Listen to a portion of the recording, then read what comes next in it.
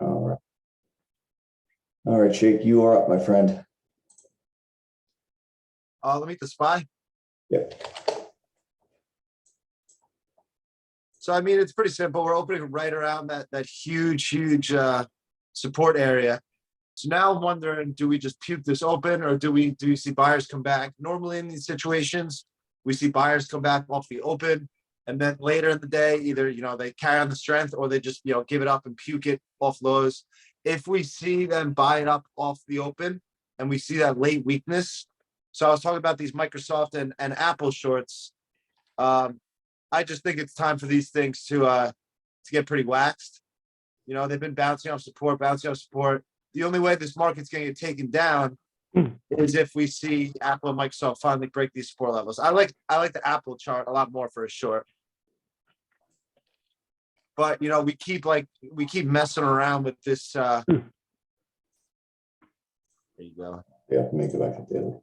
We keep messing around with this huge support area, and it's like, how many times can we go without finally waxing it? And I wanted to see it get washed out so we can get some semblance of a bottom. Otherwise, we're just going to get choppy back and forth. So I'd like to see that opening buying, and then eventually hit these. If we set opening buying and then things remain strong, I'll go see where the relative strength is in the SPY. I thought I was talking about like a week ago, energy might have topped out. I don't think that's the case at all. Now with the strength we saw last week, it just seems like energy wants to continue. I'm not going to fight the trend. I don't think it's a great long-term buy or anything like that. But if you look under the cracks at all the charts, they sold off once and then they all came right back. I got a bunch of ones on the shakedown. So, I mean, I'm just watching this open, just start ripping. I'll see where the strength is at, and I got a bunch of setups ready in that case. I don't really want to buy anything tech.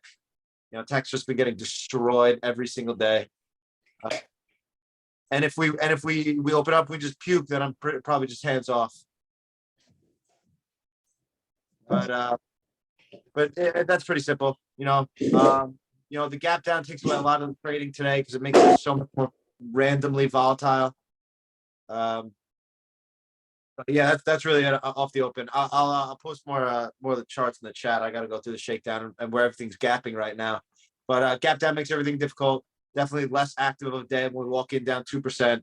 So just off the open, seeing where the strength is, and I'm going to prepare myself in both regards. If if we open up, we get strength. I'm going to say, okay, what's not bouncing that much that I might want to short, and what has that relative strength that I might want to buy. So obviously the eyes are all on relative strength and weakness and sector weakness, which has been more important this year than ever before, I'd say. But that's really it. That's it out of me. Yeah. So one of the members just got into Alpha, has had Microsoft long term for like a bunch of years now, and we were looking at this monthly chart. I'm like, this is just like the most insane run up. Right. You have to expect it's very hard for these monthly patterns to ever sustain themselves. They eventually have to reset. And right. For him, we were talking about putting a stop under 270 in this area, where if it does roll over, at least I think his cost basis was 30 or 40 bucks, something crazy.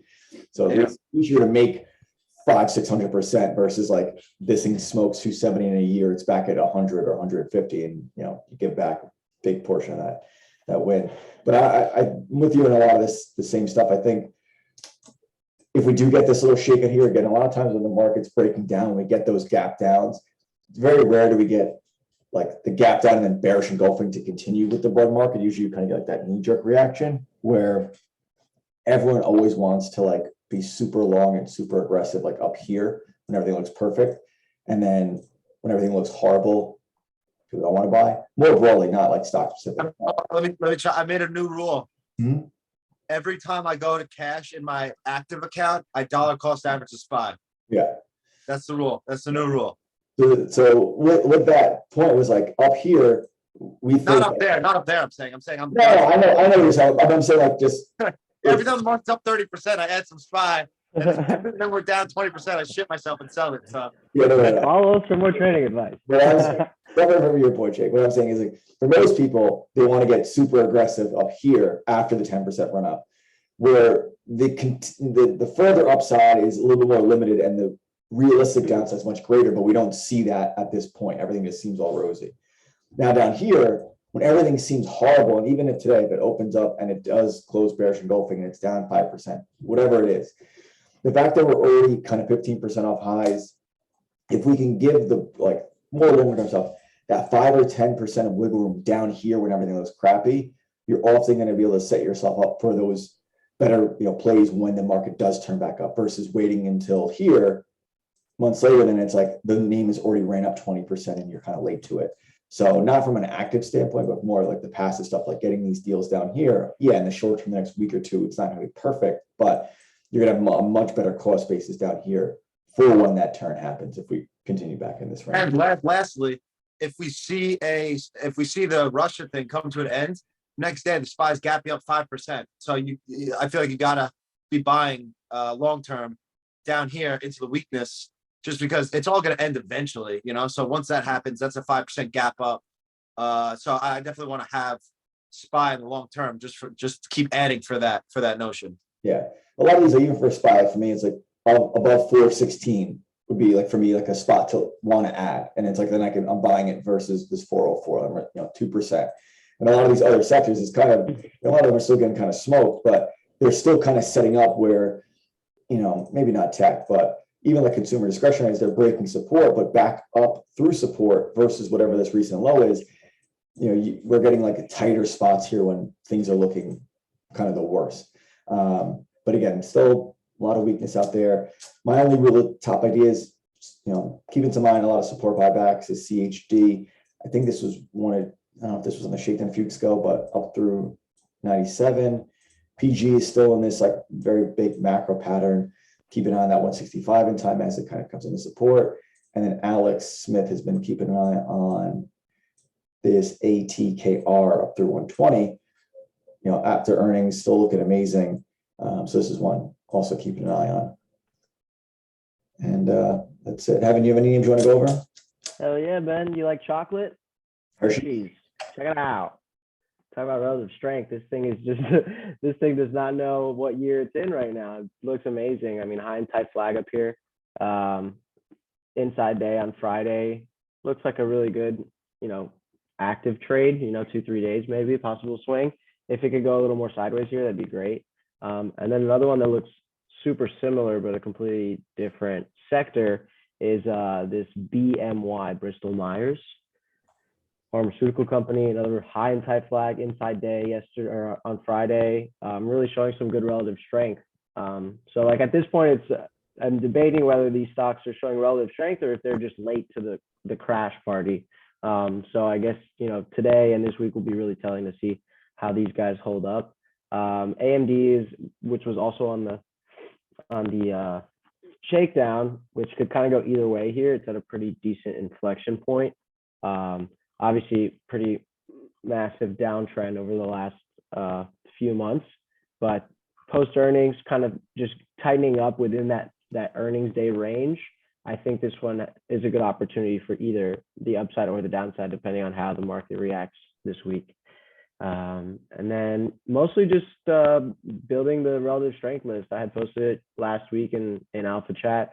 A lot of them have been mentioned, the ATKR that we talked about before, CVX, energy, XOM is another one. CVX not ready to go right now. You probably have to buy that last week, but one to just keep an eye on to see if it gives us a tight flag up here.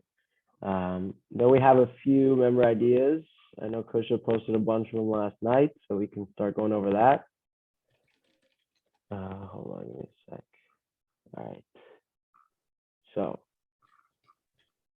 Kusha is looking at MRK off solid earnings. 89 is the level to watch, which I agree. Definitely similar to that. BMY. Yeah, BMY, HSY.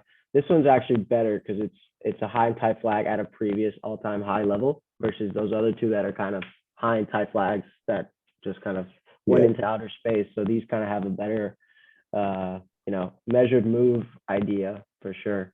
Yeah, BMY actually retested. It's kind of like retesting this is this pre-pandemic? No, this is- Oh, wow, yeah, yeah. it's a retesting it, but yeah, like you said, like the Merc is, this is a couple, one, this is like kind of the BMY currently, like it's Yeah. testing, maybe it gets a little push, but maybe not just ready just yet. Merc is, kind of third time into this area. Mm-hmm, mm-hmm. So yeah, definitely. Yep. And then Marquette looks great. I would go versus the pivot, like 86, 86-ish, or even 84. Next one he's looking at is GLNG. Textbook cup and handle. Okay. Setting up below 25. Looks like this one's gapping down to like 23 this morning. Yeah. I'd probably stick with I see what he's looking at. Yeah. Yeah. Different company. I prefer the MRK definitely, Yeah. but I definitely see the possible change in trend here. That's like starting to develop. Next one he's got on his list, I actually had that one on my list too, is PPC. He's looking for that change in trend on the weekly chart. Could catch a big run here if it goes. Yeah, this weekly is a monster consolidation range, which is really nice. Yeah, probably just gonna need a little bit of time given this nearly 50% Mm-hmm. run up off lows. So but definitely. Yeah, I agree. Daily chart looks pretty solid, but the weekly does look a little bit extended coming into resistance.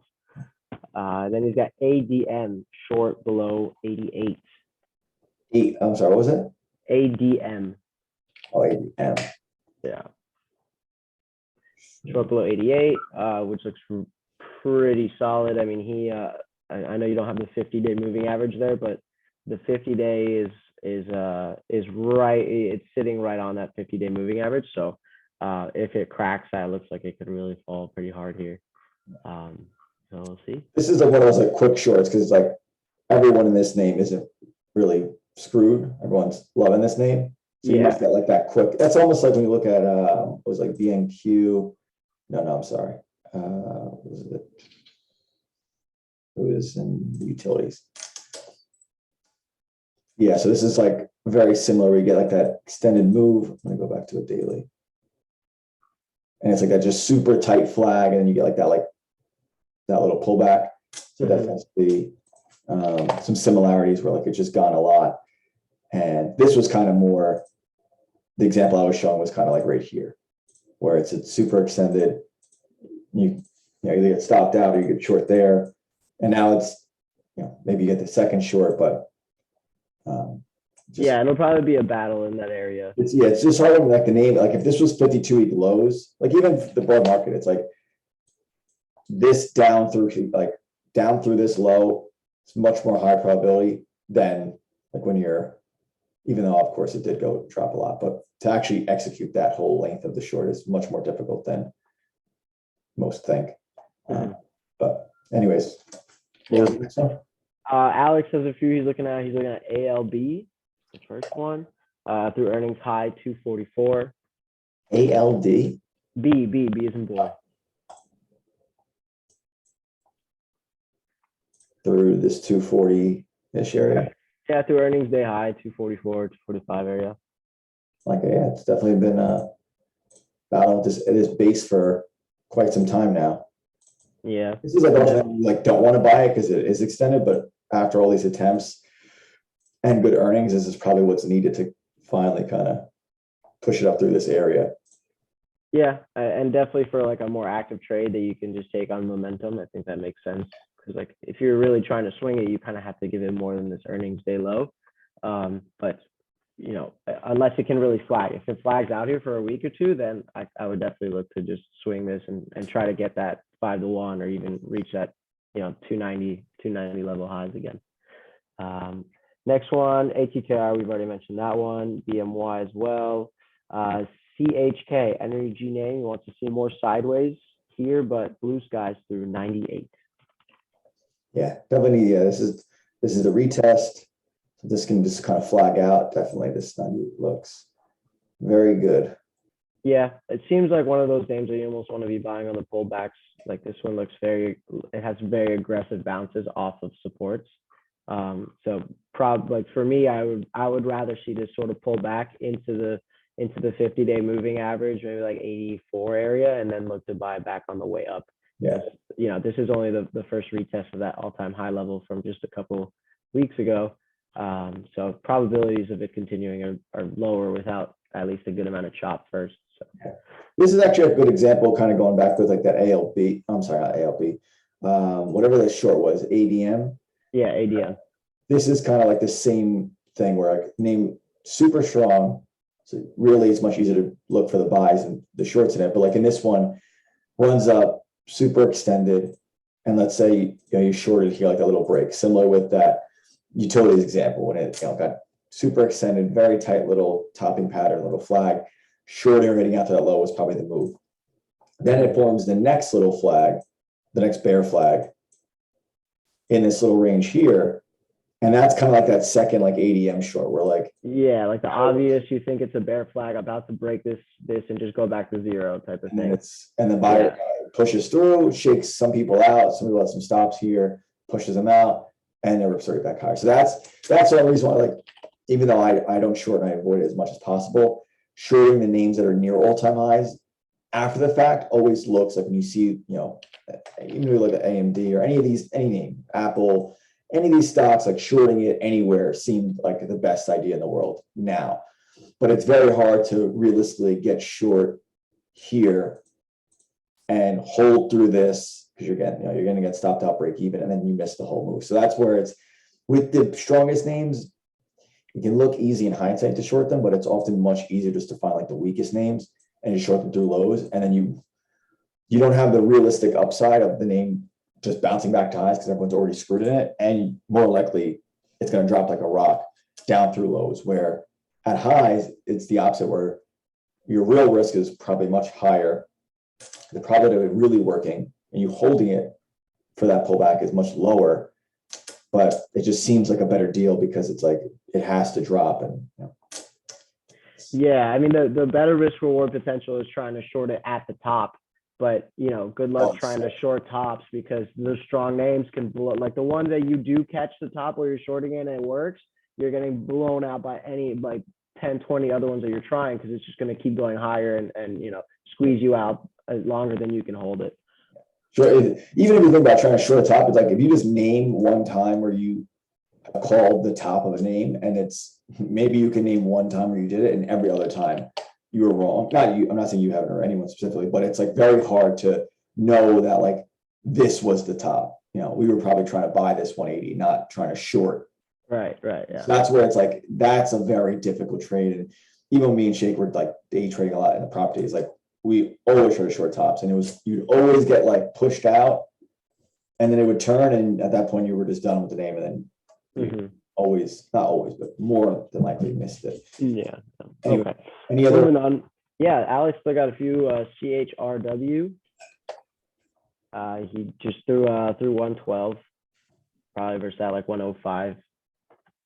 Little support area that it's made, but yeah, third time at this level, looks really solid. Looks good. You got CQP, energy name through 58 post earnings. Nice, yeah, does look good. A lot of these energy names still shipping up. The only thing with this one that makes it a hard pass for me is the average daily volume, which is only 165K. If you look at like an intraday chart, this thing has like no action. And that's all like gaps and yeah. Yeah. So once anything looks like this, I just click it off, click the X there, and I go bye-bye, because like even if this thing goes, you're not selling it if it goes up because you can't. Yeah. So yeah, just be careful on these ones. It's personally, they don't work very well for me. So that's always my bias is to stay away from those and stick to 400K or more for the most part. Yeah. Gotta have like at least 50 cents to $1 in slippage or minimum in a name like this. Yeah, and that's a nice chunk on a $50 name, so you have to be careful. All right, next one you got is Fang, which I believe is also on the shakedown. This one is much nicer. I like this one a lot more. So it's kind of a similar chart, but way better volume-wise, about 20 times better. So this is a much nicer setup post earnings, tight consolidation over the last 2-3 days. Looks solid. I like it. And then he's got one more LNG through 150. Looks good in time. Needs a little bit more work, but he says looks good in time. Which, Retesting that prior high. Nice little flag that's been forming. mhm. Definitely, I'm really surprised with that these energy names have continued. I really thought this was gonna be Yeah. the end of it, but yeah. Yeah. What else we got? That's about it. Oh, Shabbat mentioned FNKO. Looking for that earnings flag to develop. It had a really nice earnings. F isn't Frank. Funco. Yeah, that one. Really nice earnings reaction on Friday. Closed near the highs, which is always a great sign. Obviously needs a little consolidation and some sort of flag up here because you don't want to have to give it all the way to 18. It's a cheap name, so you Yeah, have to be really careful with these because any $1 risk, you're looking at 5%. So definitely want to see that tighten up. even for now, it's like that's like like this is the intraday range, so it's like you got to be. This is a 20s. You're not like 27 to gapped up, but like this is a range. Like this, you can't blindly just buy 2150 today, even if it opens higher, because this is like even what was it? Not OKE. No, it was. CYTK?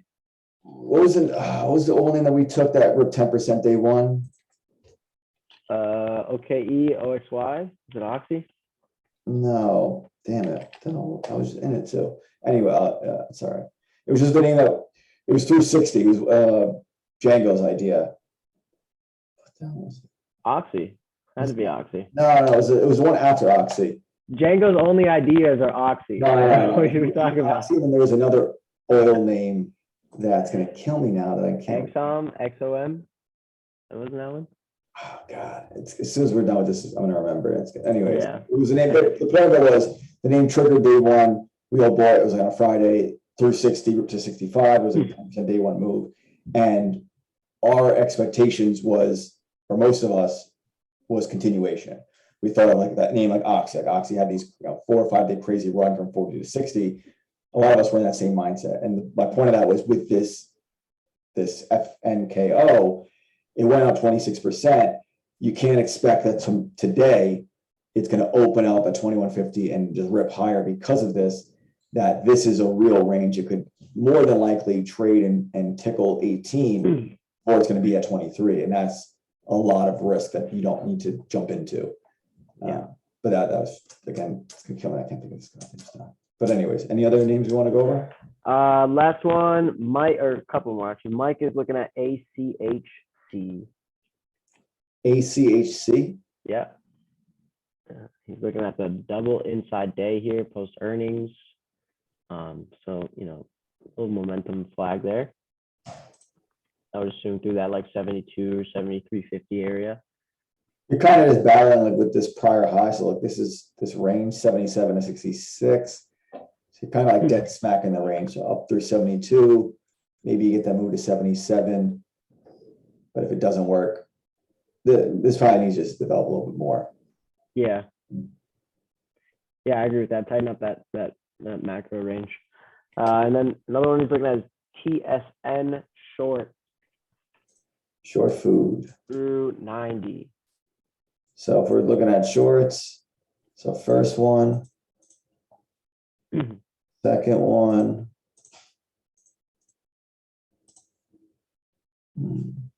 So I mean, this is a third short. Your really best case in this is going to be a move down to here. This is where buyers are going to come in next. But you're only giving it $1.50 if you're wrong. But this kind of seems like a 2 to 1 best case. Even if it shakes out 88.5, maybe you get a move to like 87. But it's $1 risk. But this is more like with these same examples of like these stronger names. Like Tyson is clearly, it's been retesting, hitting new all-time highs recently. That's not really the spot you want to be in because people are it's above the 200-day. Like these are all signs of, you can find these cute little shorts, but they're cute little shorts. They're not.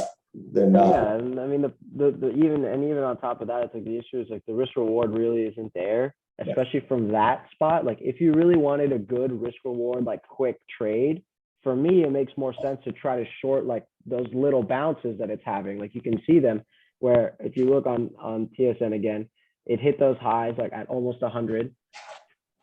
Why are you looking at Dish, Ben? What's going on? I wanted to switch to the more the point of like, why I went to like all the worst names. Like, Yeah. it's like- Yeah, shorting weakness is where you want to short through support. This dash, worst name in the NASDAQ on Friday. If you short, you could have shorted 40, 30, 25, and anytime this name is just rolling over towards lows, like bottom right, under 200 day, lower highs, lower lows, like could not be more weak. Like great name you want to short. Trying to find like another roadblocks down to the IPO low. Like through those IPO lows, these stocks get destroyed.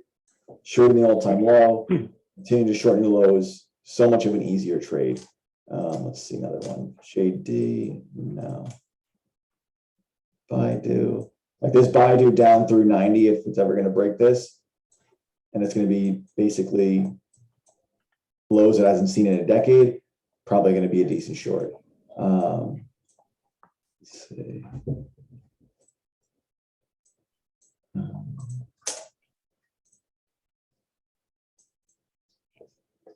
But that's kind of the point. The more you can focus on these names, if you want to look short something, if it's under the 200 day lows, you're often going to get a much more higher probability that you might get a day like this, even though this is earnings. So you have to kind of take that with a grain of salt. But it's easier to find these moves when they're near lows than finding them when they're near highs.